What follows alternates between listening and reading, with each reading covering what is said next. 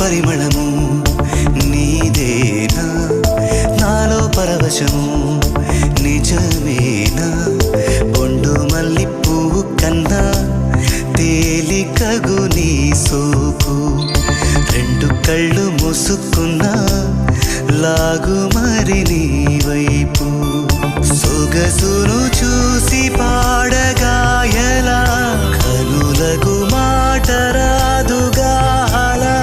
వింతల్లోనూ కొత్త వింత నువ్వేనా ఆ అందం అంటే అచ్చంగాను నువ్వే